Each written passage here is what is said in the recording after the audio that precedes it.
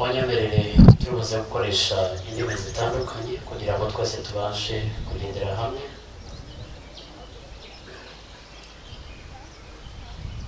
Your Excellencies and the guests of honor, at this juncture we are going to lay a wreath, and I'll request the guest of honor to lead us.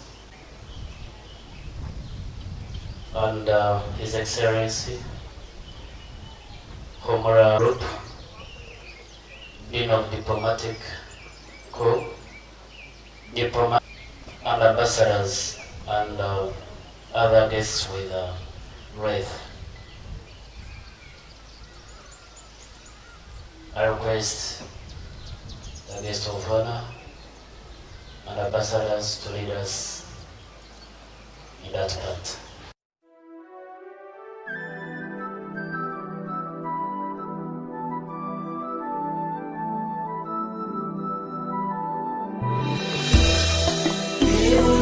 Jenoside yakorewe Abatutsi, turushaho gufatanya mu guhangana n'ihungabana. Umuhango wacitse ku icumu, turi kumwe mwana w'u Rwanda, muri wenyine. Jenoside yakorewe Abatutsi mu Rwanda yasize ibikomere ku mitima ya benshi, bakeneye kuruhuka intimbi baguye. Twibuke twese tubakomeza umutima. Mu Banyarwanda twibuke Jenoside, abacitse ku icumu ishavu ryibaherana, kuko hari amahirwa zanwa no kwizera. Zirikana gutera ikirenge mu cyabawe igihe bari bataratuvamo. Twibuke Jenoside yakorewe Abatutsi, turushaho gufatanya mu guhangana n'ihungabana. Umuhango wacitse ku icumu, turi kumwe mwana w'u Rwanda, muri wenyine. Twese dufatanirize hamwe kugira umutima wa kimuntu, n'abarya bahungabanye twirinde kubahunga, ahubwo tubahumurize, tubaremere icyizere cyo kubaho n'ejo. Wonyine u Rwanda rugezeho, ntiwashidikanya ndabona icyizere. All protocol observed. Let me take this opportunity to welcome you all in this place. Kolo is a peaceful place, and we are hardworking people. That's why you can see a developing place. This place has been, and it is, and it will always be a tourist place for both Rwanda and Uganda. That's why I call upon the High Commissioner of Rwanda in Uganda and our landlord, Owechitigwa Umuhango, to work together to see that our road is improved. Let me take this opportunity to thank our elders Some are dead, others are still alive, who worked hard to see that these people rest here. Let me take this opportunity also to thank our landlord, Mr. Muhammad Toban, who keep us in his land and who has given us this place such that these people can rest here. Thank you so much, sir. May the God reward you with more wealth and years. Let me take this opportunity again to thank the government of Uganda for peace, security, which has given us. I also thank the government of Rwanda for the good governance it is showing to the people of Rwanda and East Africa. Today, we are here to give prayers to the deceased. I pray to God that He may bless on their good deeds and give them eternal life.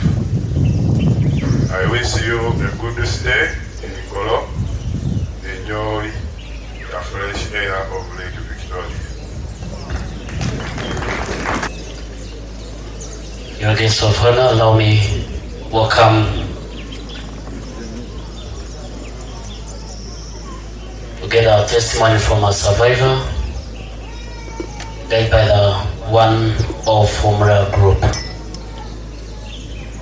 Munyemerere nyuma yo kumva amagambo y'umuyobozi w'ibanze wa kino gice turimo, twakire ugiye kuduhereza ubuhamya, akaba ari umwe mu ba Umra group.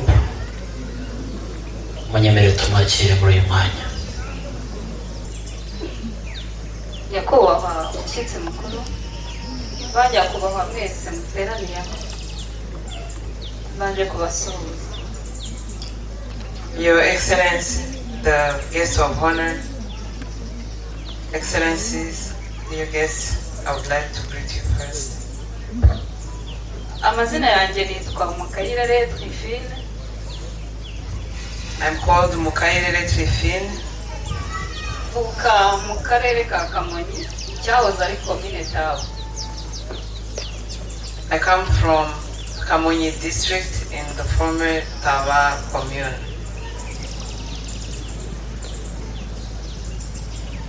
Ngiye kubagezaho inzira ndende, inzira y'umusaraba nanyuzemo kugeza ubu ngubu tugeze aha tuje kwibuka ababyeyi, abavandimwe n'inshuti.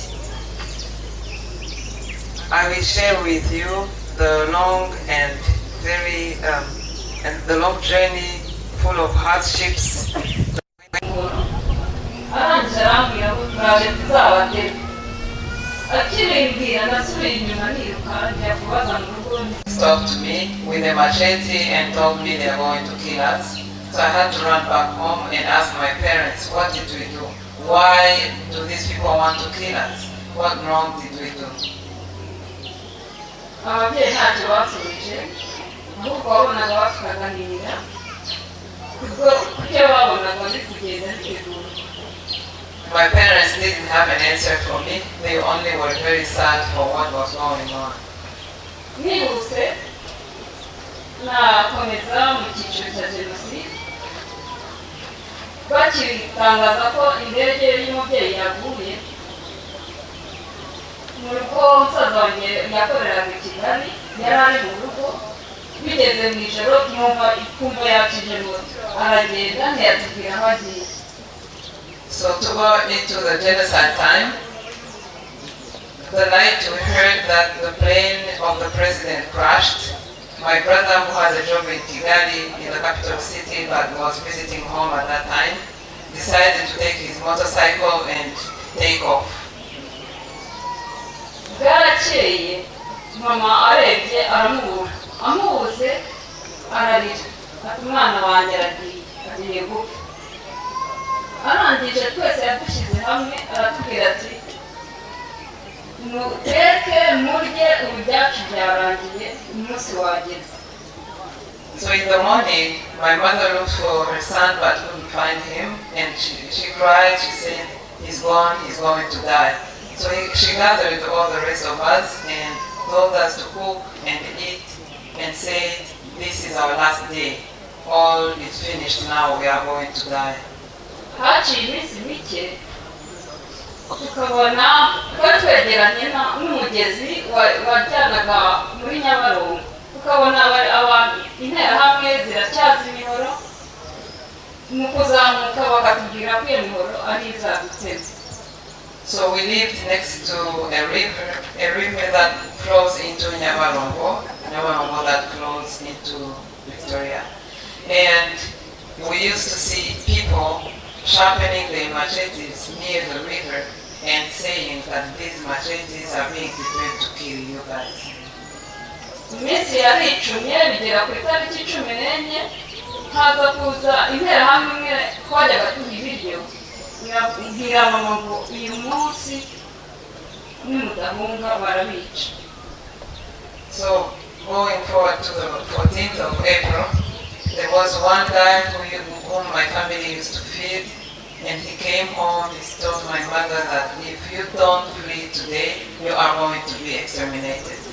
Mu rugo twari abana benshi, hari n'abari baje muri vakase gusura mama, bari yarababereye nyirasenge.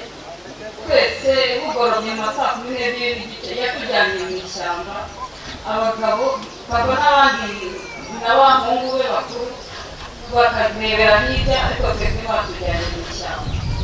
We were a large family. In addition to our own children, we had cousins who were visiting during the school break. So my mother took all of us to the nearest forest, and all the children and females were in one place in the forest, while and boys were observing from afar, trying to protect us. Nk'uko iyo nterahamwe yabivuze, ntabwo bigeze basiba, baraje babura umuntu mu rugo, babuze umuntu batema inka.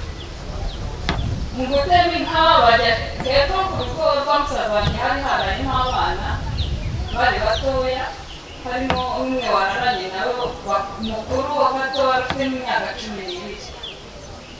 So the killers came and began to hack cows with machetes. At home there was a 14-year-old boy. It was a girl, sorry. Bamusanzemo bamuteye icyuma nibo babashije kwica uwo munsi, abandi bana bato barabareka bari basinziriye. That day they killed that child with a knife. All the other children were sleeping at that time. Uwo mwana mu muryango wose niwe twabashije gushyingura. She's the only person in our family that we were able to bury. Ubwo bwarakeye tugaruka mu rugo, twicaraho wa mwana bamushyingura munsi y'urugo. Nyuma y'iminsi 3 ku itariki 18, so we were able to bury the child at home, and on the 18th, mu masaa 3 z'amanywa interahamwe zaraje zikoro amafuni na za ntampongano. so on the 18th around 9 a.m., Interahamwe is the militia that was killing Tutsis. They came armed with different weapons like machetes, like big knives and other agricultural tools that were used to kill. Zarahageze rero twese ko twari mu rugo umuryango wose zarashoreye, zaravuze ngo ntabwo zatwicira aho twazabanukira, reka batunyuze inzira y'ubusamo usange bene wacu muri Etiyopiya. So they came and gathered all of us at home and said they are not going to kill us at home because they don't want to have to experience our smell after the killing. So they decided they were going to throw us into the river so that we can join our relatives through through the Nile.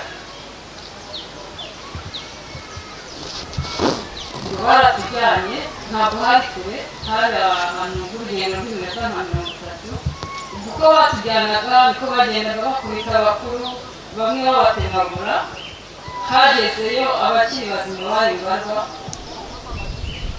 So as they were leading us to the river, which was not too far, it was like half an hour walk, they were torturing and beating and hacking us on the way with machetes and all those weapons, and only a few were able to reach the river. Twageze kuri Nyabarongo rero bagafata umwana bagatema bakaraba muri Nyabarongo. Hari interahamwe y'umugore yitwaga Jenoside nibyo zina bampingaga kubera kumva cyane. At the river, they would take one child at a time and cut them with machetes and throw them in the river. There was a woman called Nyiramusizori, for she used to drink a lot. Yari yavuze ko abagore n'abakobwa ari biyiciye mbere abanje kureba uko abatutsikazi bateye. She was one of the killers, the horrible ones, and she had said that she's going to take care of killing females, and she will first have to witness how, like, their physical shape before she kills them. Yabamburaga imyenda yanga abagore bose n'abakobwa bari baraho uko bagendaga badushoreye ni nako bagendaga bafata n'abandi baturage batwara turi benshi. So they had been joined by many other people from the area as they were leading the family to kill us, and she, with these other killers, undressed every female with us. Yaravuze abwira mama ngo ntabwo bakwica ubwanjye ntarakurikira ngo mbanze ngukureho uruhu ngo ndebe uko inyama z'abatutsi zisa. She told my mother, no one else is going to kill you. I will take care of killing you myself, and before I do, I'm going to make sure I remove your skin so that I can see what your flesh looks like. Yamukubise umuhoro mu isura ahereye mu gahanga bakuramo isura mu maso. Then she kicked my mother with a machete straight from the top of the face to remove like the face. Abagabo bo batemaguraga barwa muri Nyabarongo ngo nta n'umusore wari ugisigaye abari bafite imbaraga nyine bari basigaye n'abana ubwo niko badukubitaga imihoro baduha muri Nyabarongo. By then, no man, no boy was still standing because they were the first ones to be packed and thrown into the river. Only the very weak were staying behind and not safe because they had been also kicked with machetes and injured.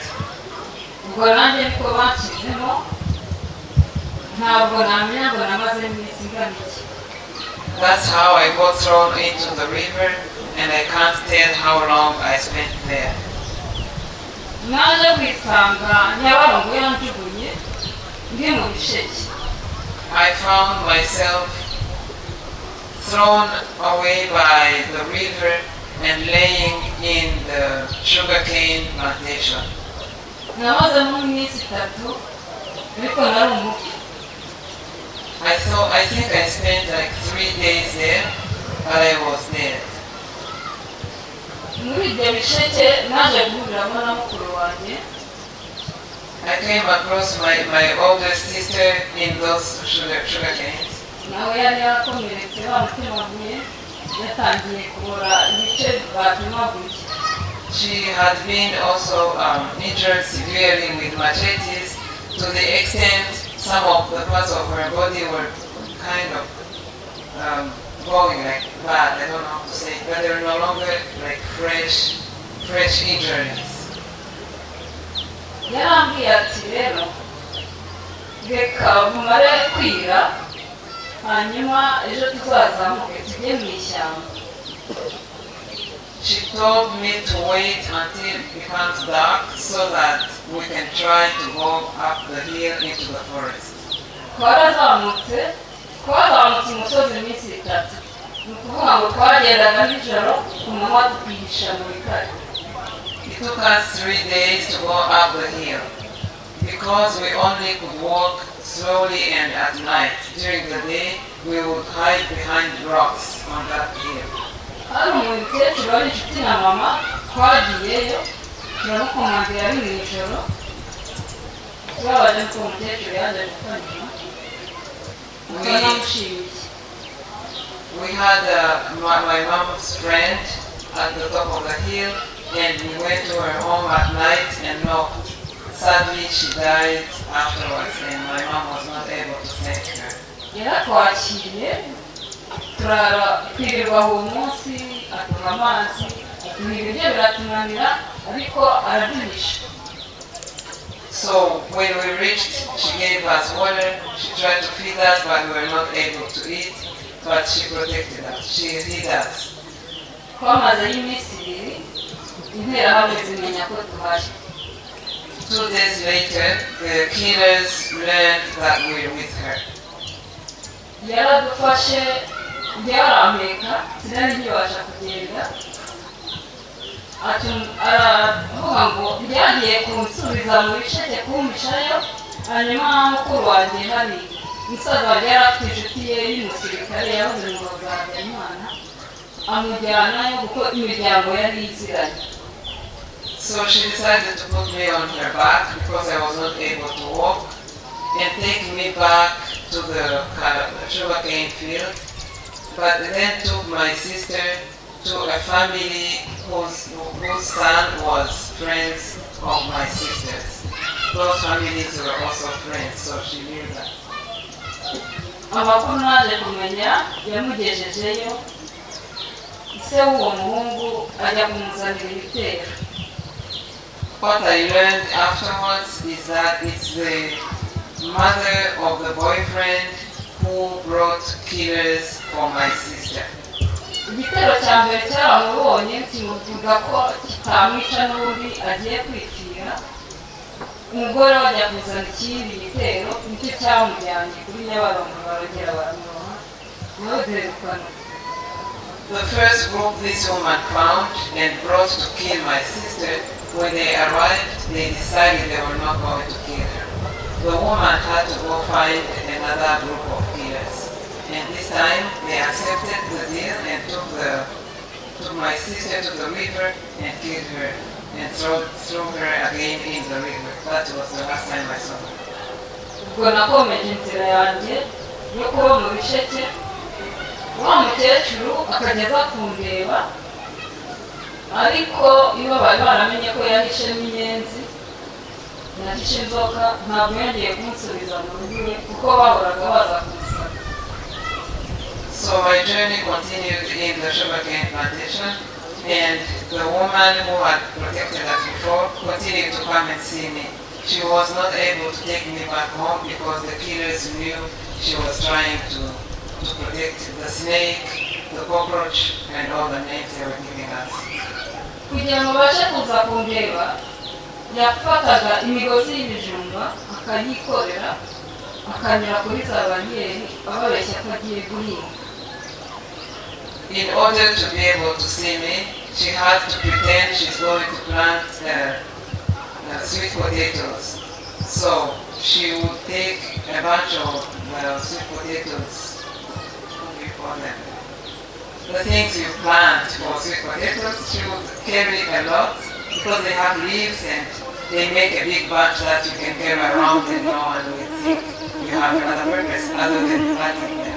So that's how she made her way every time she came to see me. Yabonye ko meze, abona ko ntakomeza kuba muri ibyo bisheke, harimo amazi, harimo n'imirambo, arakomeka asubiza mu rugo.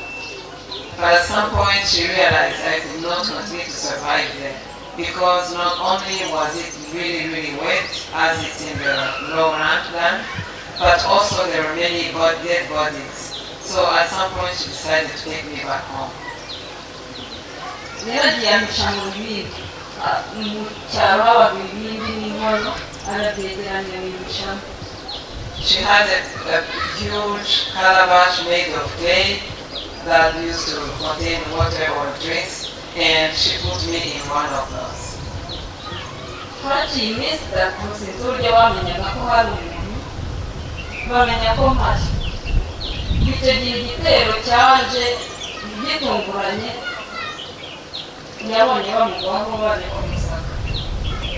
But I don't know how people learned whenever she tried to hide us, but one day, probably 3 days later after I was there, a surprise attack came again hunting me. Baraje barasaka, banavanamo, banjyana mu muhanda rwagati, cyari igitero kinini, banjyamisha mu muhanda. So these attackers entered the house and searched everywhere. They found me, they took me out of the calabash and made me lay down in the middle of the road. It was a really huge group. Batangiye gusigana uburyo bari bunyice, bamwe bavuga ko bari habe numva, bakabicamo umwana wa Esperance. So they argued about what death I was going to receive. Some were saying they should bury me alive like Esperance's child. Uwo mwana wa Esperance bamutabye yumva, barangije bakajya bafata inkota bakajomba muri bya bitaka amaraso akazamuka. Esperance is another neighbor whose child was buried alive, and they would take a spear and hit her like through the sand, and the blood from her would rise again through the sand. Ubwo batangiye kunsigana, havaho umugabo umwe wahoze ari mu ngabo za Habyarimana yari yaratashye, arababwira ngo uyu mwana ntabwo ari Umututsi, ababeshya ko ndi umwana mukuru wa murumuna w'uwo mukecuru wabaga i Kigali. Eventually, someone retired from the former government's army came across, and when he saw me, he told the killers that I'm not a Tutsi, but rather a niece of the woman who was hiding me. Ubwo bakomeje basigana, hagenda umwe ngiye kumva numva bavugije induru n'irya, bari bafashe undi Mututsi, ubwo bari bakurikira, njye bansiga ndyamye mu muhanda, ariko interahamwe yari igiye kuntera icumu ko nari ndyamye n'ubutsinda, ihiteye rifata uruhande rw'akaboko ntiryamfata. Ubwo bose bahita biruka bazi ko uwo nguwo agiye kunyica. So after arguing about who would kill her and how they would kill her, and hearing what the former soldier had said about her, one last guy tried to, sorry, I go back to direct translation. So he wanted to kill me with a spear, and then it missed my chest and took my arm, and then everyone else ran away thinking he's already killed me. So as they were moving away from me, I heard them scream very high, and they were screaming because they had seen another Tutsi to kill. Ubwo navuye aho ngaho ndiruka ndagenda, wa mukecuru aza kunsanga mu rutoki. So I ran to the nearest banana plantation where the woman who was hiding me before eventually found me. Icyo yakoze arongera arafata arampeka, ansubiza nanone muri bya bisheke. Again, she put me on her back and carried me back to the sugarcane plantation. Ubwo Abatutsi b'iwacu bari baramaze gushira, interahamwe zatangiye kubura abo zica, zikajya zijyana imbwa mu ishyamba, mu bitare, mu masenga, guhigamo Abatutsi bari barasigaye. At that point, there were almost no Tutsi to be killed. There were no Tutsi remaining in the area, and the killers were now using dogs to hunt any remaining Tutsis, like under rocks and other places where they could hide. Kujyana rero mu bisheke yari asigaye ajyana aho yansize, njyewe nkahita mpimuka kugira ngo hataza kuba hari uwamukurikiye akambona. And every time she would bring me to the sugarcane plantation, I would, as soon as she left, I would move to a different location so that no one finds me. So I was suspecting that maybe someone has followed her and will know where I am. nari mazemo nk'iminsi 3 mbona numva igitero kiri kuvuza induru hejuru ku musozi ngo Setiba yaje ngo nabara bamara yari interahamwe yitwaga Setiba yakoraga ku nkengero za Nyabarongo hose igenda bica Abatutsi n'abagiye bava muri Nyabarongo bihishe mu bishike. In another couple of days, I heard Interahamwe or the killers screaming that Setiba has come, and this was one of the famous killers who was hunting anyone hiding along the riverside and making sure everyone there is eliminated. He sent dogs to the sugarcane plantation. Hari imirambo nari nagiye imbere y'iyo mirambo kugira ngo ngereho byasabaga nka metero 3. Luckily, where I was hiding this time, I was hiding behind many bodies, dead bodies, and there were like 3 meters to reach me through those bodies.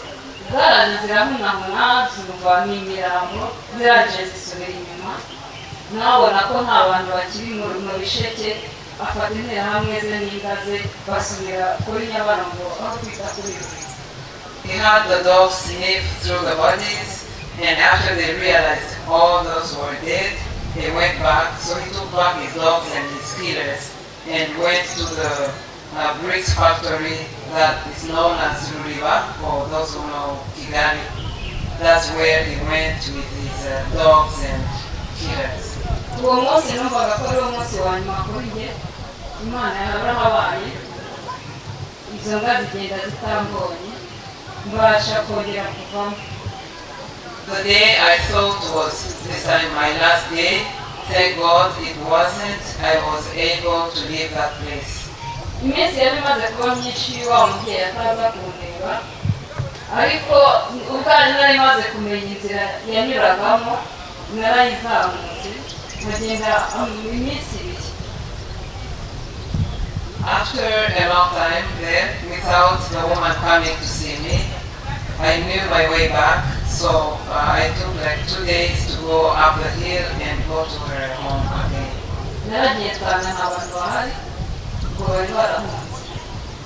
I found no one there because everyone had fled.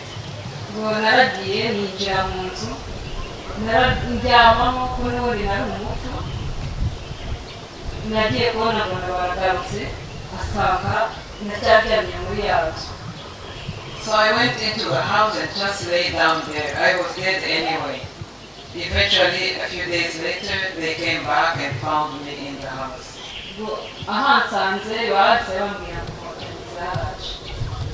They are the ones who informed me that the RPF in Motanyi have arrived. And I mean by that, the army that saved the country against the genocide killers.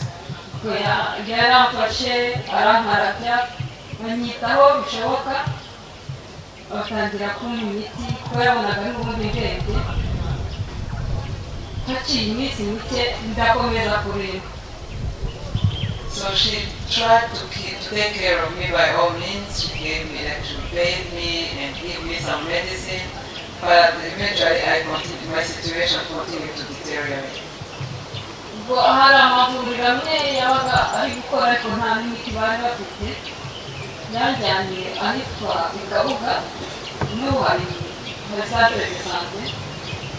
She took me to one of the health clinics there, Kabuga Health Clinic, although most of those few clinics that were operating didn't even have enough medicine.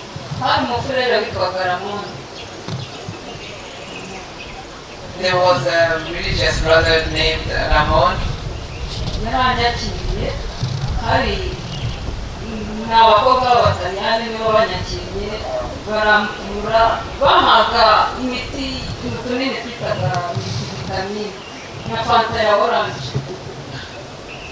So I was received by that brother, religious brother, and Italian nuns, and they took care of me. All they used to give us was multivitamins and soft drinks.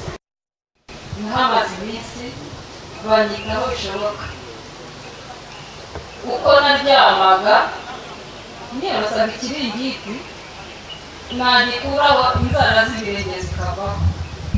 They did their best to take care of us. Where I was laying, when I put a cover on my body laying in bed, anytime I tried to remove it, it would go with my nails. Kugeza ubu nta rwara navuka nigira n'izameze nyuma ya Jenoside. Today, I lost all my nails from birth and just new ones that grew after the genocide. Ubwo baramvuye ndakira nongera kuba umuntu bansubiza no mu ishuri. Eventually, I healed, I became a living human being again, and even went back to school. Amakaye nanditsemo bwa mbere nayakuye kwa Padiri Ramon. The first notebooks I used at school were given by the religious brother Lamon. Ubwo wa mukecuru niwe wari ukomeje kundwaza yaranjyanye iwe nkajya niga ntahiwe ni naho nakomeje kuba. So I stayed with the woman who had been protecting me for a long time, and she hosted me even when I was going to school. Byageze aho naratangiye kwiga kumva umusaza wanjye ariko yari yaragiye mu nkotanyi aza aje gushaka ko hari umuntu w'iwabo waba warasigaye asanga njyewe wasigaye jyenyine. Later, as I was in school, I learned that my brother had joined the Rwandese Patriotic Front and had come back looking for anyone who would have survived from the family. Byari ibyishimo ariko birimo n'amarira no kwisanga asanga umuryango wararangiye noneho ahasanze umwana w'imfubyi mutoya atazabasha kurera kandi n'ubundi ari mu mirimo ya leta. It was a mixed feeling of finding all the family exterminated on one hand, but being able to find the young sister. But on the other hand, also a young sister that is so young, or too young to take care of herself, in the eyes of a brother who is in the army, also young and probably unable to take care of his sister. Ubuzima bwarakomeje n'umukecuru arandera bigera ko tubona famiye idufata mbona famiye ifata banjyana i Kigali niyo nakomereje amashuri. The woman continued to take care of me until I found another family in Kigali and proceeded with my school from there. Ubuzima bugoye bwa Jenoside busoreje aho nkakomeza ubuzima nyuma ya Jenoside. I stopped there my journey during the genocide and returned to the after genocide now. Nyuma ya Jenoside nakomeje amashuri ntangiza primary nkomeza na secondaire. Igihugu cyacu cyakwishyuriye amashuri cyafashe za mfubyi zose zari zihari zibasha kwiga batwishyurira amashuri nanjye ndimo ndiga primaire ndayirangiza njya muri secondaire nanatsinda neza.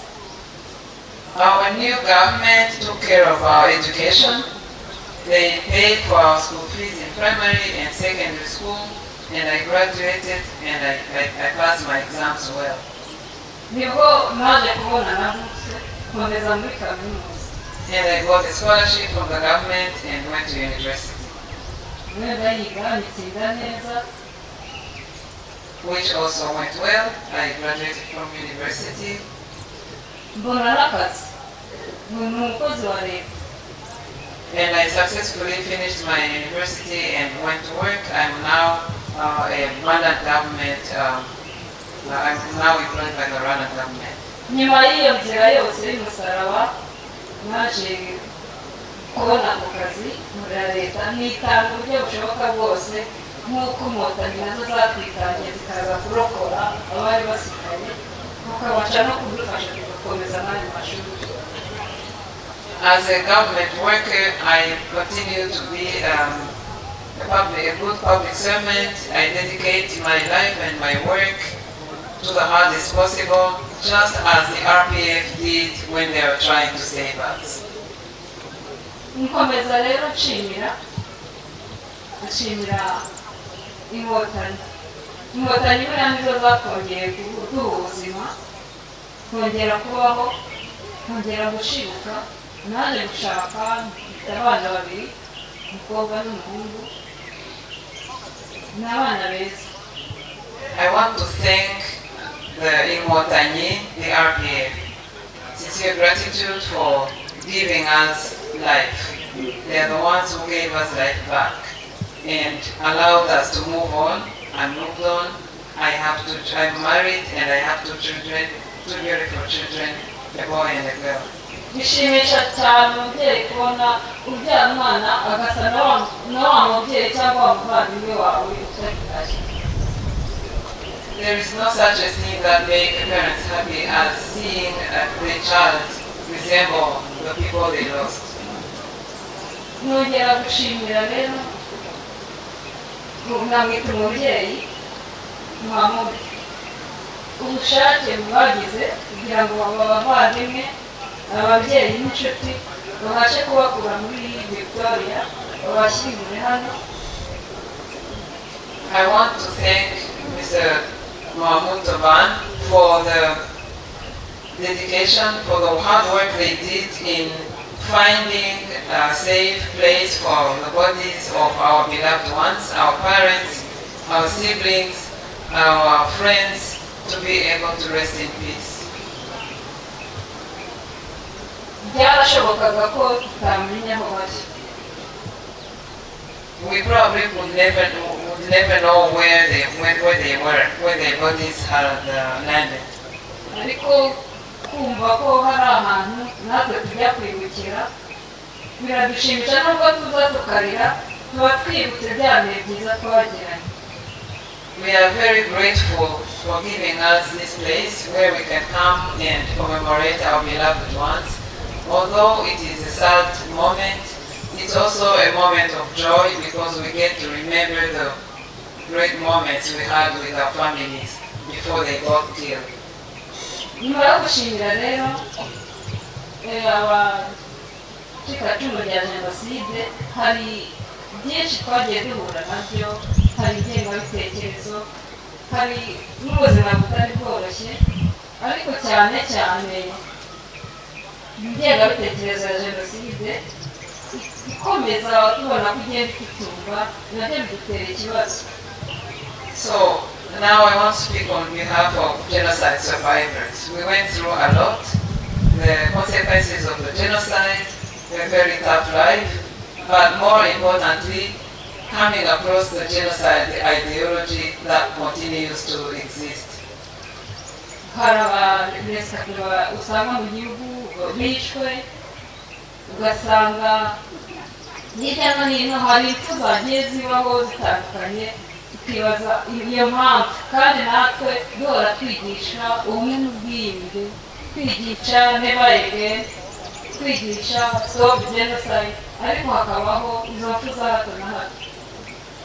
It's very deplorable to see that Tutsis continue to be killed. You hear a death here, a death there, despite our efforts to educate people on reconciliation, on never again stop the genocide. All those messages we try to give everywhere seem not to be heard everywhere. Hari icyifuzo cyo nisabira abantu muri hano mwese mubasha kugera ku bantu benshi, buri muntu wicaye aha hari icyiciro runaka ageraho, kandi birashoboka ko ijwi ryanyu hari aho ryakumvikana. I want to ask you one thing. Everyone who is here has many contacts. You are able to reach many people. I know your voice will be heard by many. So I have something to ask everyone here. Buri wese agiye avuga ngo stop genocide. Ni ijambo rito ariko risobanuye byinshi. Iryo jambo cyangwa se never again genocide. Hari aho byagera. N'abantu bandi bakomeza bifuza ko jenoside yagaruka. Hari aho ubwabo nabo bagera bakumva ko turi abantu. Abatutsi bari abantu. Ubu nta mututsi nta muntu ukiri mu Rwanda. Ariko hanze y'igihugu mu baturanyi hari abakitwa ubwoko buhari. Ko hari abatutsi bahari. Icyo gihe rero twifuza ko cyangwa se twasaba ko buri wese yabigira ibye kwamagana jenoside ntizongere kubaho. If every one of you could say stop genocide, genocide never again, and carry it as a meaningful message everywhere you go. In Rwanda, we have learned ethnicity and we are Rwandans. We don't see ourselves among Hutus and Tutsis. But in other countries, especially our neighboring countries, there are people, again, identified as Tutsis and targeted for killing for that. So if you carry that message, hopefully we can make sure we keep everyone safe. Mu gihe rero niba bari bazihaye nasoza babwira nti mukomere muhumure stop genocide and never again genocide. To end my testimony, I want to give you a message of hope, a message of strength, as we all carry that message of never again to genocide. Kubahwa umushyitsi mukuru muri uyu muhango, nyakubahwa ambasaderi w'u Rwanda mu gihugu cya Uganda, banyakubahwa ambasaderi, banyakubahwa muhagarariye imiryango, muhagarariye ibihugu byanyu muri iki gihugu, imiryango mpuzamahanga, bagenzi banjye twavanye mu Rwanda, bantu mwese muteraniye hano, by'umwihariko abo twasanze batuye muri aka gace batwakiriye, ndabashuhuje. Excellence, the guest of honor, Your Excellence, the High Commissioner of Rwanda to Uganda, distinguished ambassadors, representatives of foreign countries to Uganda, my fellows from Homura, dear guests, I want to greet you first. Mbere na mbere nagira ngo nihanganishe abafite ababo, no kuvuga abo twavanye Kigali tuje kwibuka abacu baruhukiye hano, ndabihanganishije kandi ndabakomeje. First of all, I want to share a message of compassion with everyone who has their beloved ones resting here, especially those we came with from Rwanda. Uyu munsi turibuka ku nshuro ya 31 Jenoside yakorewe Abatutsi. Today we commemorate the 31st time the genocide against the Tutsi. Twaje kwibuka ababyeyi bacu, abavandimwe bacu, inshuti zacu baruhukiye hano muri uru rwibutso rwa Jenoside yakorewe Abatutsi. We came to remember our parents, our siblings, our friends resting here at this genocide memorial. Turibuka abantu barenga 4,000 bashyinguye hano muri uru rwibutso. We remember more than 4,000 people buried in this memorial. Abatuje kwibuka bishwe urw'agashinyaguro, bicwa bajugunywe mu mazi mu migezi itandukanye, kugeza ubwo bavuye mu migezi itandukanye yo mu Rwanda bagera hano muri Lake Victoria, bakaba bashyinguye hano uyu munsi tubibuka. These people we commemorate experienced torture and terrible death and were thrown in rivers and until they were found at this place for the decent burial.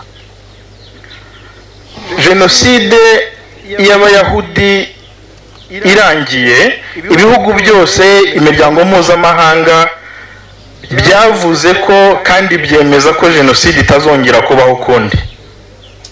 After the Holocaust, countries, international organizations, the whole world said never again. Nyuma yaho ubutegetsi bubi bwo mu Rwanda bwateguye Jenoside, burayigisha, buyigisha abaturage, amahanga n'imiryango mpuzamahanga bibibona kuko babonaga ko hari gutegurwa Jenoside. Muri 1994 bayishyira mu bikorwa. And after they said never again, the government of Rwanda prepared the genocide. The terrible government of Rwanda with the poor leadership prepared the genocide, educated people for the hate in the eyes of the international community, and then they implemented the genocide. Umuvandimwe wanjye wavuye hano watanze ubuhamya yavuze neza ko Jenoside itari ikwiye kongera kuzabaho, yunga muri yo amahanga yari yaravuze ngo never again. My fellow survivor who was here before said she wishes that genocide would never happen again, joining in the message from the international community. Ikibabaje rero nuko Jenoside yongeye ikaba mu Rwanda, amahanga yose arebera. Uyu munsi tukaba tuza kwibuka abantu nk'aba babyeyi bacu bishwe bajugunywe mu mazi. Hirya no hino mu gihugu cy'u Rwanda hagiye hicwa abandi bahugiye mu nzibutso zitandukanye, hakaba harishwe abarenga miliyoni. It's very sad to see that the genocide took place in Rwanda after that, and we lost more than 1 million people. Uyu munsi ubu twibuka mu karere hari umutekano muke, ndavuga mu karere k'ibiyaga bigari. As we commemorate, we know there is insecurity in the Great Lakes region.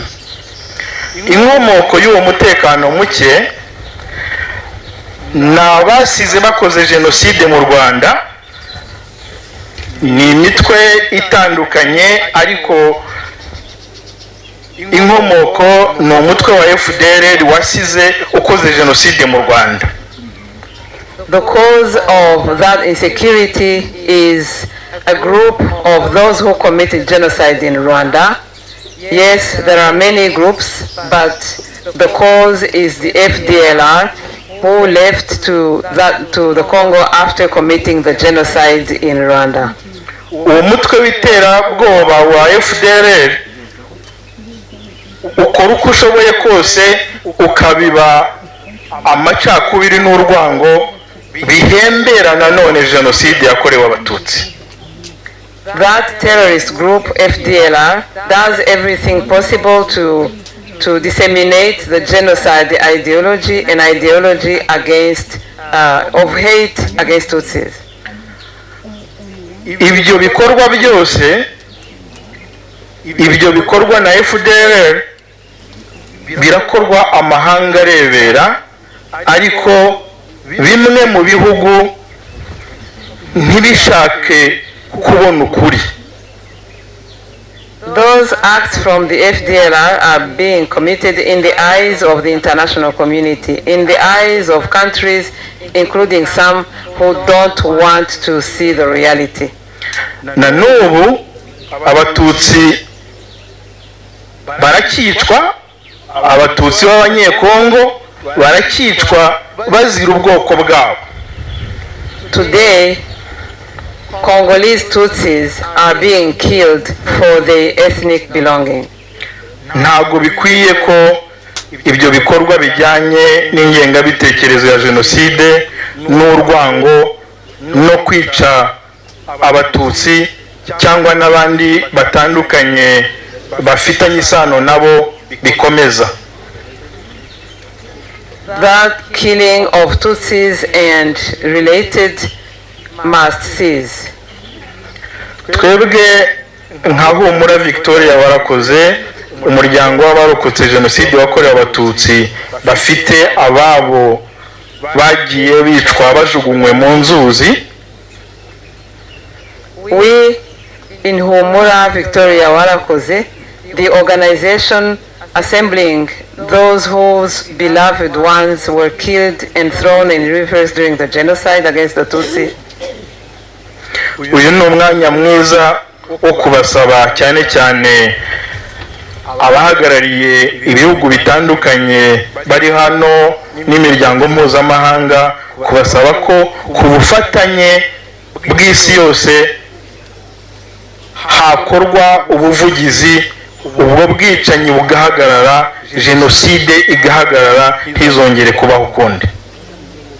It's our time to beg of you that in your different countries, in the different organizations that form the international community, that we all work together in partnership to put an end to those killings. Turasaba ko hatakwirengagizwa inkomoko y'umutekano muke urimo uba mu karere, ahubwo nk'uko tubisobanuye bikumvikana, hanyuma ibihugu byose bigafatanya kurwanya ubwo bwicanyi.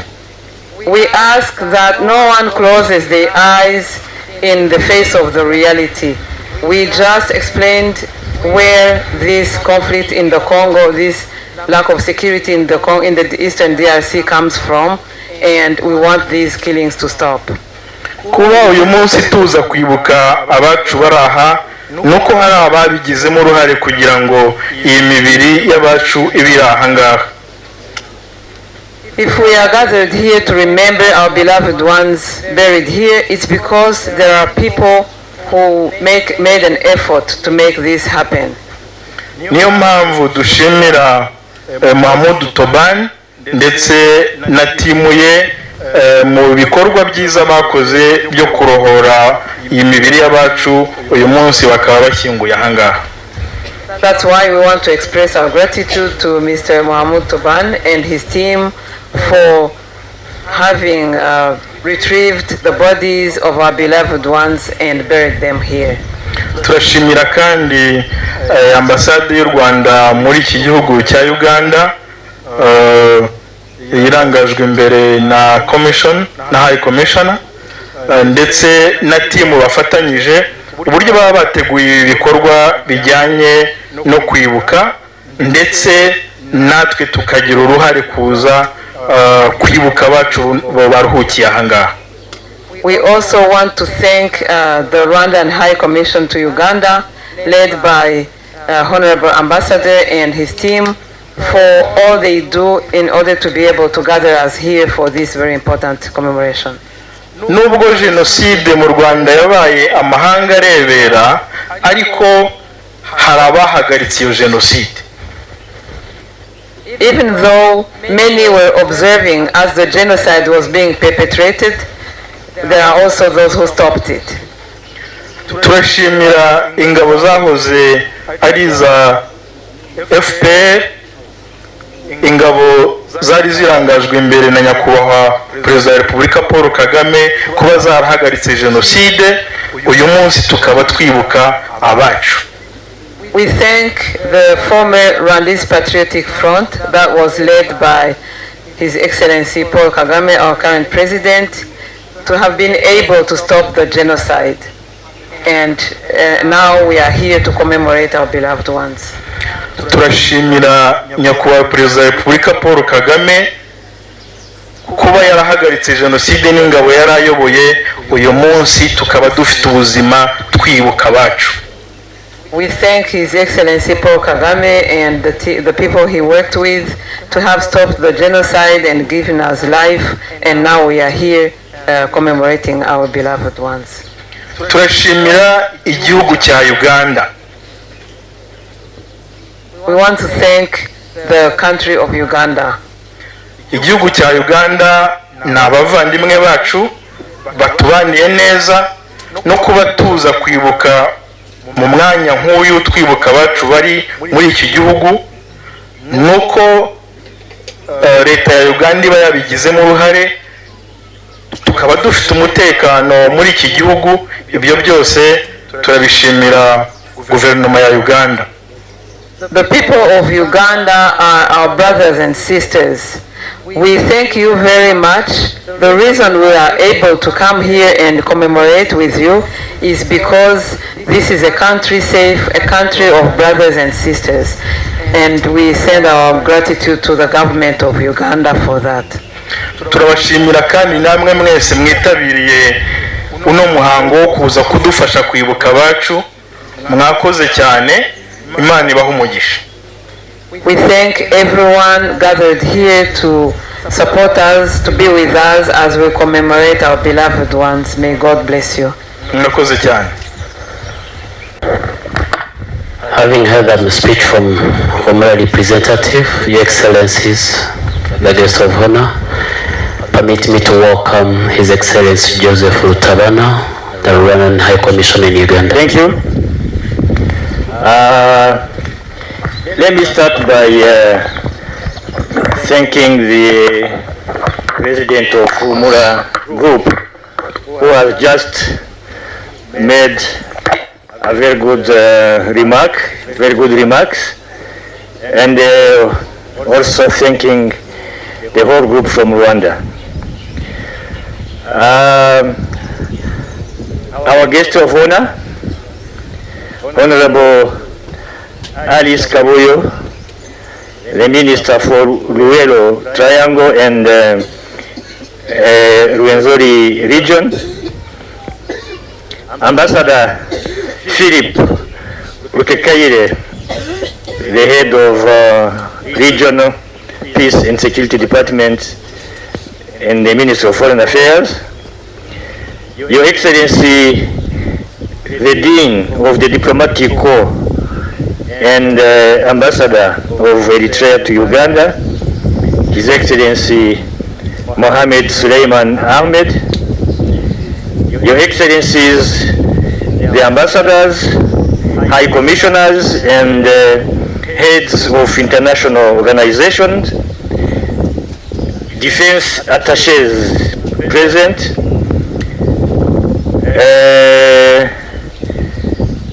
the chairman of Humura Group Association, religious leaders who have led us for the opening prayers. We also have some people for higher learning institutions. We have the Vice Chancellor of the Victoria University, Dr. Muganga. We have representatives of Four Ways Group of companies owned by Mr. Mahmoud Toban. I will come back to him in a moment.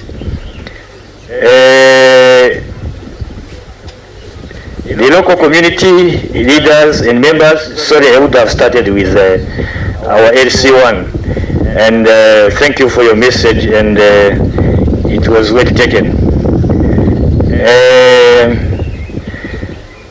The Humura group present here, ladies and gentlemen, good afternoon. Before I make my remarks, you've heard about Tobani, Mohamed Tobani, who is the owner of Four Ways Group of companies and some many other businesses, and he is the one, as you heard about the survivors, who owns here and some other places where we have our memorial sites, and he played a very big role.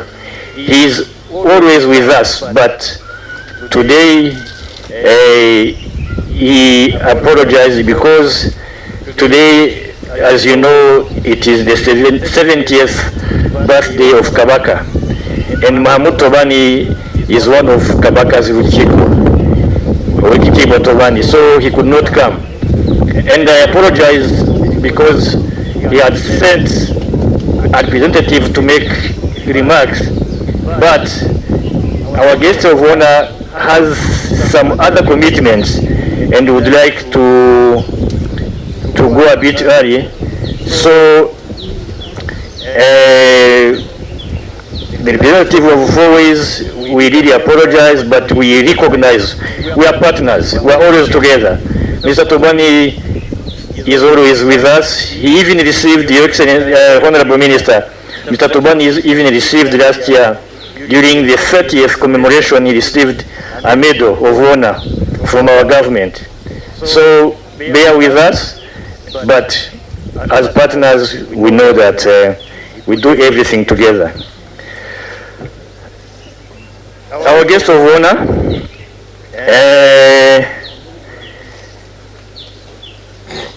today, the High Commission is pleased once again of the presence of members of Humura Group, which is an association of genocide survivors who came from Rwanda.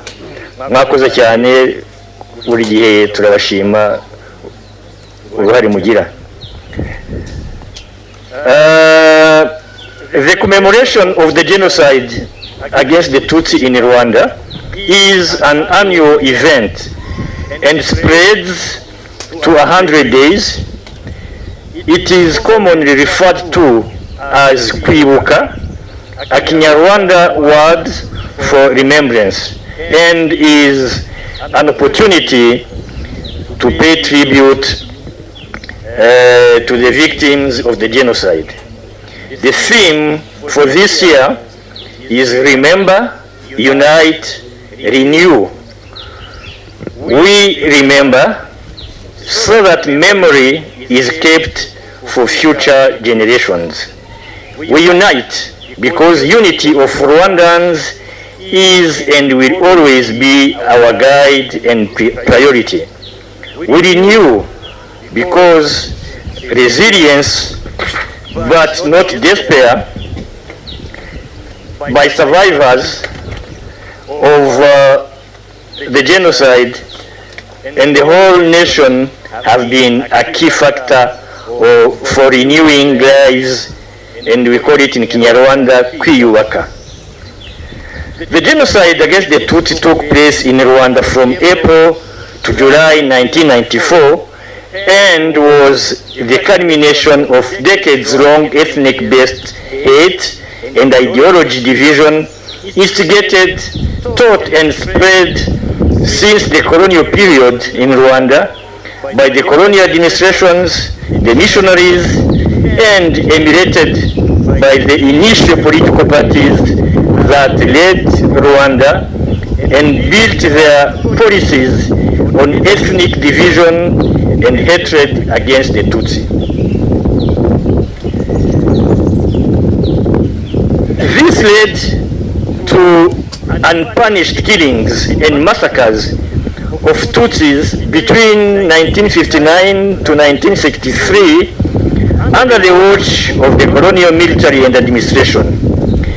Ethnic division, marginalization, and persecution of Tutsi also marked both the first and second republics under President Gregoire Kayibanda between 1962 and 1963, and President Juvenal Habyarimana between 1973 and 1994, respectively, installing a culture of impunity enabling deep-rooted hatred that led to the planning and execution of the genocide against the Tutsi in 1994. As mentioned, the genocide against the Tutsi was planned under President Habyarimana's administration, spearheaded by his ruling party MRND, Mouvement Révolutionnaire National pour le Développement, and its affiliate extremist parties under the coalition of Hutu power between 1990 and 1994. A period marked by systematic killings of Tutsis by Hutu extremist militias, mobilized by local leaders and encouraged by media propaganda. From April 7, 1994, following President Habyarimana's demise, a full-scale genocide was executed across the country, led by the interim government spearheaded by President Dr. Theodore Sindikubwabo and Prime Minister Jean Kambanda. Among the first victims were Hutu political opponents who were against the genocide plan, followed by a mobilization by ministers and prefects calling Hutu across the country to stand and get rid of their common enemy, the Tutsi. The genocide lasted 100 days, during which more than 1 million innocent Tutsis were killed. It was stopped in July 1994 by the Rwandese Patriotic Front, RPF Inkotanyi, led by His Excellency Paul Kagame, our current president.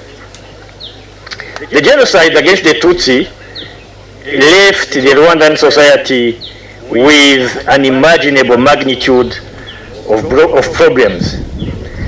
Survivors found themselves living side by side with their killers in their communities, despite very high levels of hatred, fear, and distrust. A governable state was unthinkable given the scale of the genocide and the extent of consequences. The government of national unity, established on July 19, 1994, prioritized national unity as a foundation for rebuilding the country. Reconciliation and resilience were the core objectives of the reconstruction. And Ndi Umunyarwanda, I am a Rwandan, was the cornerstone value of the new Rwanda. Honorable Minister, distinguished guests, the 31st commemoration of the genocide against the Tutsi is an occasion for Rwanda and friends of Rwanda to recall the commitment by the international community under the 1948 UN Convention on the Prevention and Punishment of the Crime of Genocide, and to enact legislations that engage them in fighting genocide and its ideology.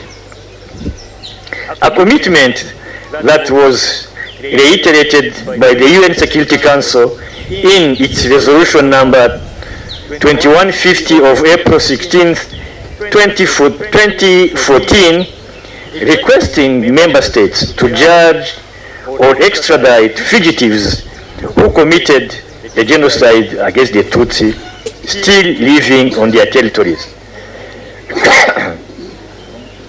Rwanda reaffirms its commitment to play its rightful role in fighting genocide ideology and preventing genocide, ensuring that never again translates into actions for generations to come. One of the horrible methods used by perpetrators was throwing victims into rivers, dead or alive. You have heard the testimony by the young lady who survived, who was thrown into the river, but by all odds she survived. Those rivers, example Nyabarongo, for example Nyabarongo and the Akagera, are tributaries of Lake Victoria. So, within weeks, thousands of bodies were driven by the current of these rivers into Lake Victoria. These were unprecedented and terrifying scenes for the people living here on the shores of Lake Victoria, when they realized that those were lifeless human beings, or human bodies, sorry. I take this opportunity to thank the government of Uganda and the people of Uganda for showing the sense of humanity, empathy and solidarity by getting out all those bodies from the water and accord them decent burial here and in other two sites. Indeed, if it were not for the local communities here, especially Mr. Mahmoud Tobani, who together with some international humanitarian organizations and local leaders took it upon themselves to collect the bodies and bury them, we would not be here today to commemorate. And this has been repeated by the group which is here. Them coming here today, we really thank the government of Uganda and the people who had a direct involvement to make sure that we have our people buried here. We have 3 memorial sites along the lake. There is Kasesero in Rakai district with 2,875 bodies. Kasesero is where River Akagera powers into Lake Victoria. We have also Lambu in Masaka district with 3,337 bodies, and also have this one here in Golo in PG district with 4,771 bodies. As probably you have seen on the plaque at the graves, some were exhumed from Marembo and Dimo and reburied here. So the total number is 10,983 victims of the genocide against the Tutsi in Rwanda buried in Uganda. Our guest of honor, the genocide against the Tutsi was put to an end by the Rwandese Patriotic Army, RPA, which was the military wing of the Rwandese Patriotic Front in July 1994. Rwanda's reconstruction journey therefore started with the establishment of the transitional government of national unity, which made unity and reconciliation the cornerstone of the new Rwanda. As we commemorate the 31st anniversary of the genocide against the Tutsi, we also celebrate 31 years of unity and resilience and a whole new generation of Rwandans aspiring for a future free of hatred and built on the principles of a shared identity, Ndi Umunyarwanda, and committed to fight and prevent the resurgence of any forms of hatred and divisive politics. Therefore, education about the genocide is one of the most important ways to keep the memory of the victims alive. It is important to reflect on the roots and on the root causes and consequences of the genocide, so that not only Rwandans but the whole world at large take the necessary measure to punish the crime of genocide and prevent it from happening. The observance of the International Day of Reflection on the Genocide against the Tutsi on the April 7th every year is a continued call to all UN member states, organizations of the United Nations system, and other relevant international organizations, as well as civil society organizations, to recommit to preventing and fighting against genocide and other serious crimes under international law, and underscores the importance of taking into account lessons learned from the genocide against the Tutsi in Rwanda. Honorable Minister, Excellencies, despite major achievements and milestones in rebuilding Rwanda, among which unity and reconciliation, security, good governance, and welfare of survivors, there is still an increase of manifestations of denial and distortion of the planning and execution of this genocide against the Tutsi, which costed the lives of more than 1 million people between April and July 1994. From afar, this ideology is being spread through social media platforms and online channels, and in some education and higher learning institutions. Some so-called researchers have been spreading revisionist narratives of the 1994 genocide against the Tutsi with all sorts of distorted naming. For example, calling it double genocide, civil unrest, tribal killings, civil, etc. The task ahead remains huge, and the international community should take responsibility to make sure that all perpetrators of the genocide against the Tutsi are punished wherever they are, and denialism should not be tolerated. Never again slogan should become a reality with tangible action to prevent history to repeat itself. As people who spoke before me mentioned, unfortunately the prevalence of the same genocide ideology that led to the genocide against the Tutsi in Rwanda is still being spread in some neighboring countries.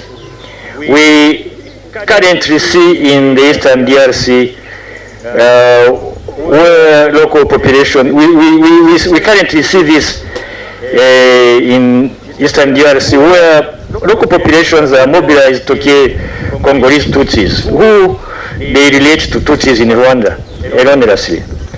This is coupled by hate speech and other precursors of genocide incitement. We hope the international community is seeing this and actions should be taken. Honorable Minister, Excellencies, let me end my remarks by reiterating our gratitude for the government of Uganda and all of you who came to be with us during this commemoration. I thank you all for your kind attention. Mwebale nyonyo, mwebale ledara, asanteni sana, mwakoze cyane, and may God bless you. I will tell the people from Humura to bear with me.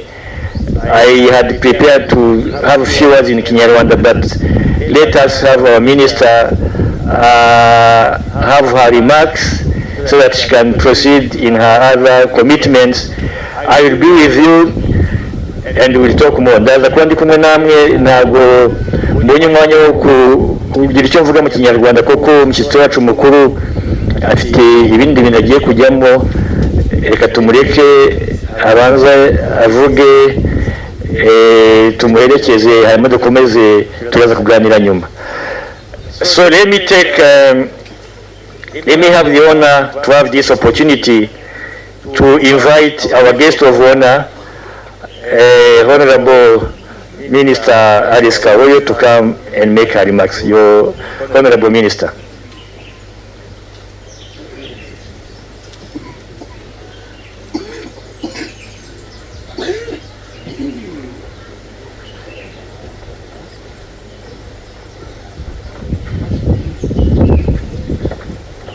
I'm sorry to be hurrying, but I have a long journey to Yumbe. So please excuse my hurrying your function. Your Excellency, Colonel Joseph Rutabana, High Commissioner of the Republic of Rwanda, the Dean of the Diplomatic Corps, Your Excellencies, Ambassador and High Commissioners, military attachés, heads of international organizations, Abatakawanu, ladies and gentlemen. On behalf of the government and the people of the Republic of Uganda, I join the government and people of the Republic of Rwanda on this significant occasion as we commemorate the 31st anniversary of the 1994 genocide against the Tutsi in Rwanda. The theme is Remember, Unite, Renew. Your Excellency, ladies and gentlemen, 31 years ago, many acts of brutality and inhumanity were carried out in Rwanda, resulting in the loss of 1 million lives. Today, we honor the lives lost and stand in solidarity with the survivors. We also reaffirm our pledge that this will never again happen. This day offers us another opportunity to reflect on the past, reaffirm our commitment to justice, and renew our shared vision for a peaceful, just, and reconciled Africa. The genocide against the Tutsi is one of the darkest chapters in history and serves as a stark reminder of the destruction that hatred, division, and impunity can cause. The survivors' resilience and willingness to forgive has enabled Rwanda to rebuild a just, reconciled, and inclusive society, which stands as a beacon of hope for the entire continent. Rwanda's journey proves that healing, justice, and unity are possible when there is commitment to accountability and reconciliation. Dear colleagues, and all here present, as we observe Kwibuka 31 years, we must all embrace peace and justice everywhere, and we must focus on empowering the next generation to protect peace. The rise of misinformation and hate speech, particularly online, poses a serious threat to social cohesion and peace. Education must therefore be at the forefront of our efforts to combat these dangers. By fostering critical thinking and promoting human rights education, we can equip Africa's youth to reject division and violence and build a more inclusive society. Schools and universities must serve as spaces for dialogue, reconciliation, and mutual respect. I wish to recognize legal frameworks that criminalize the genocide ideology, including the 1948 UN Convention on the Prevention and Punishment of the Crime of Genocide and the African Charter for Human and People's Rights. This significant event, therefore, is a call to Ugandans and all Africans to affirm their unwavering support to the prevention and fight against genocide, and to ensure that it never happens ever again.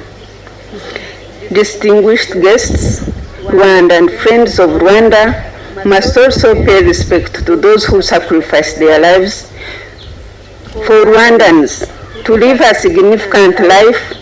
This commemoration is a reminder to Rwandans and friends of Rwanda of how far they have come and how much has been achieved over the past 31 years.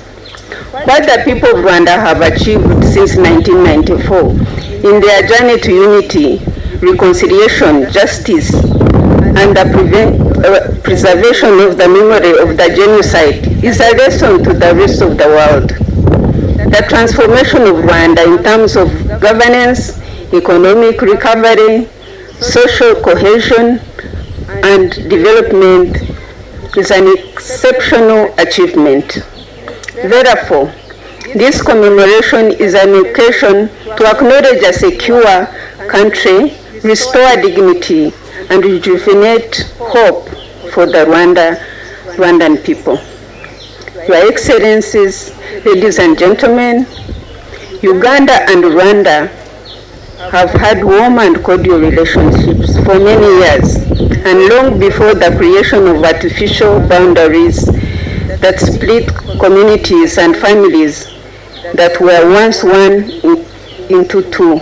The closeness of both countries is reflected in the similar cultures, including language and lifestyle.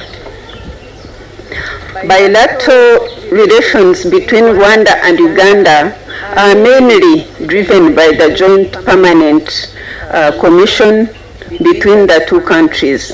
Rwanda hosted the latest JPC in March 2023, where decisions were made to further enhance cooperation between the two countries in areas of cross-border trade, free movement of persons, goods and services, mutual legal assistance, diplomatic and political cooperation, police cooperation, immigration, among others. Uganda looks forward to hosting our brothers and sisters from Rwanda at the next JPC once the dates are agreed upon by the two countries. Your Excellencies, allow me, on behalf of the government and the people of Uganda, to wish the government and people of Rwanda peace and prosperity, and may the leadership and solidarity between Uganda and Rwanda flourish. That is the official statement from the ministry, from the government.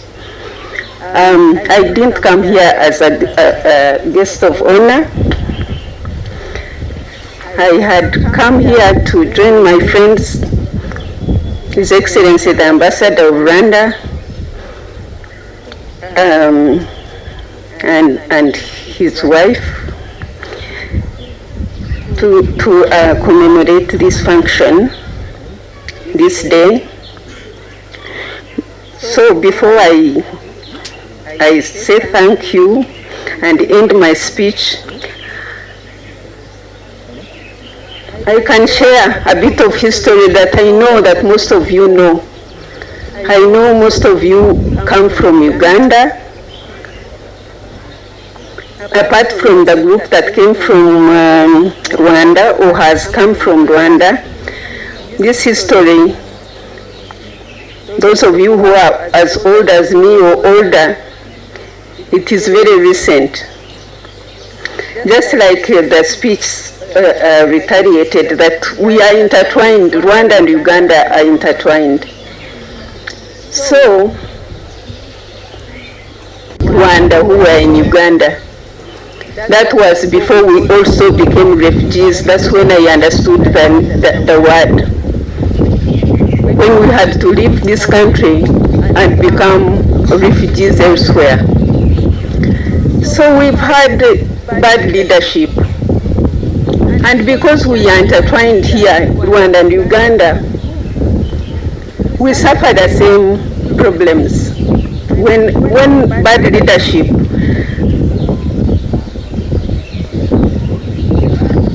is there, people suffer. Rwandans came here as refugees, and then later on we also had to run away from the governance of this country, and the wars had to be fought for both countries to see the light for people to go back to their countries. So I want to thank the leadership of these countries, both countries. And I would like to take this opportunity to thank the President of Uganda, because he's been a big brother to Rwanda. And I'm sure the leadership there learned a lot from him.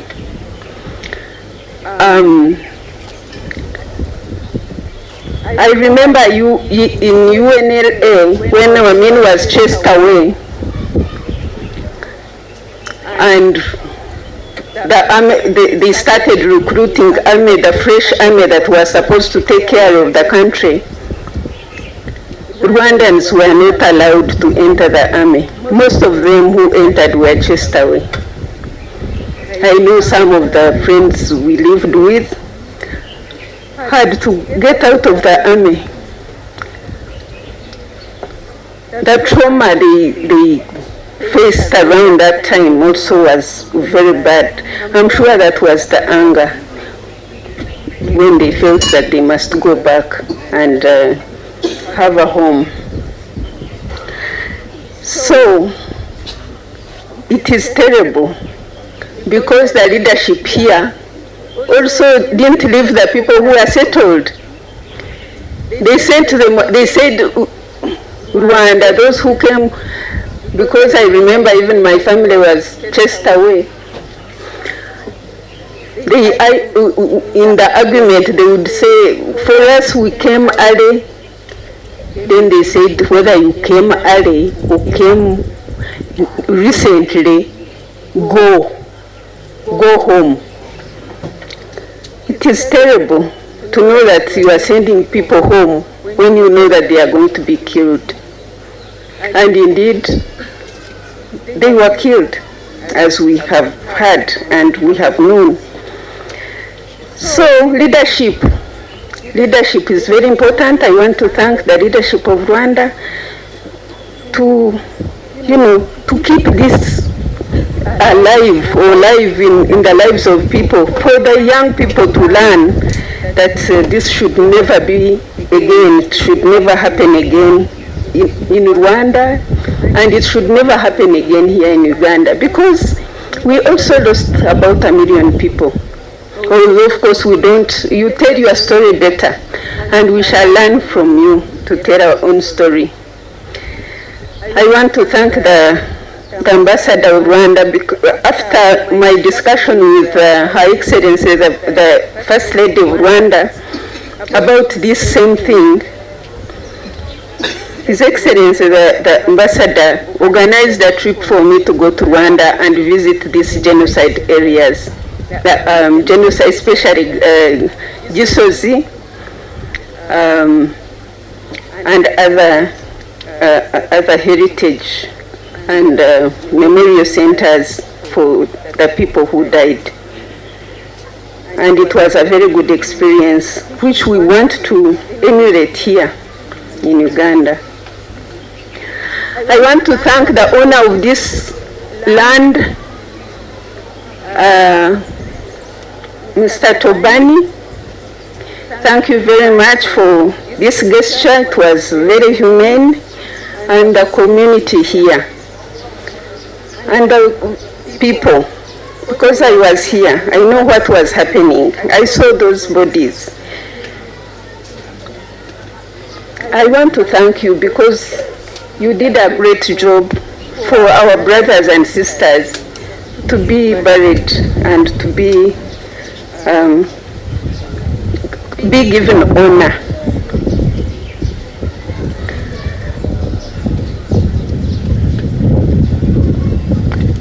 I thank you, and I'm sorry I'm not staying with you. I have to travel to Yumbe, but I will leave you with some verses in the Bible, especially the lady who was here, and all of you who lost your people. Some are here and others are in other places. We thank God that they have a place that we can come and cry and see and